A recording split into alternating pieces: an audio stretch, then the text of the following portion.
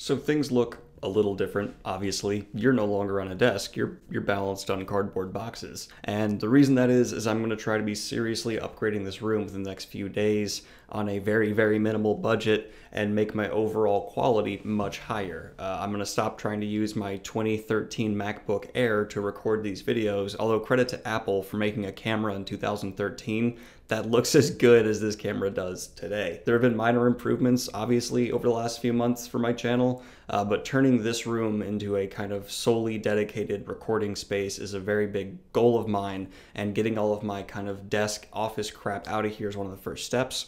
I'm going to be trying to be making this look a whole lot better because you guys deserve higher quality, and I'm going to try to deliver it to you. It's just going to be a bit of a slower process. That being said, it's time to get into a review of The Past Through Tomorrow. This series of stories is really mind-blowingly good, coming from Robert Heinlein back in the classic sci-fi days. I can't really go into every single story here, but if you are interested in classic sci-fi and have not read much of it, which I really hadn't read too much before getting into this book, I think this would be an excellent place to start because Heinlein's one of the big Goliaths of back in the classic sci-fi days, and this would be a great way to get into the mentality of classic science fiction, because what this book really is every little short story embodies one new idea for society, one thing that alters the world around us and the implications of that change for humanity. And that's really what classic sci-fi was about, small changes and how they would really impact us as a whole. Modern sci-fi has pulled away from that quite a bit, but I covered that in a previous video. And Heinlein really captures that spirit here in every single story. Even the first story we kick off with, which is the story of a scientist inventing a machine that predicts when you're gonna die,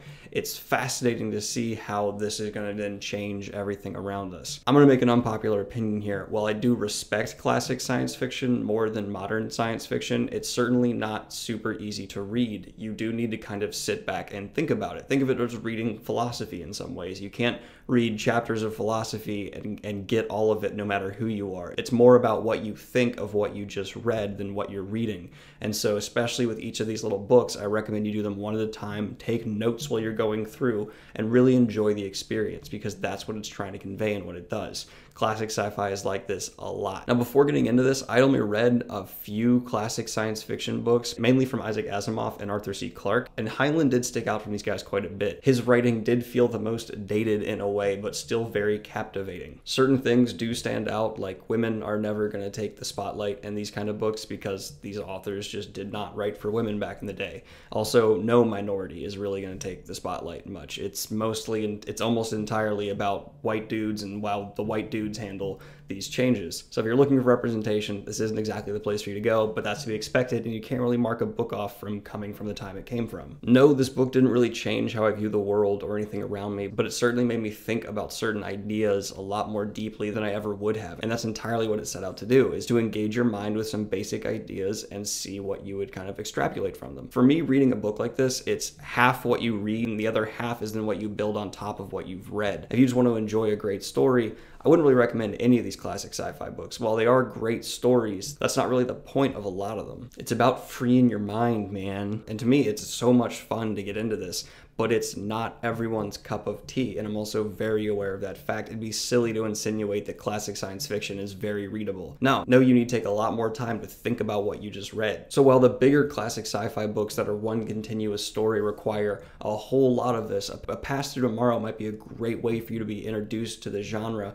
because you can just pick up a story. If you don't like it, skip to the next and see if that one really engages you. So I'm going to give A Past Through Tomorrow a perfect introduction to classic sci-fi out of 10. I really do think this is probably the gateway book for a lot of people if they're interested in picking it up. Yes, there are better books out there, but in terms of really getting the tone down before you jump on those great stories so you maybe have a more appreciation of what you're reading, I really believe this is the way to go. Trust me, this will start looking better and nicer, especially after the weekend. Let me know what your favorite classic science fiction book is in the comments down below. I'd like to know which classic sci-fi books have really made you think the most and which ones have been the most disappointing. I hope you guys are having a great day. Like and subscribe if you've not already. Hit the Patreon if you'd like to support the channel and see my face more often. And I hope you guys are having a great one. Peace.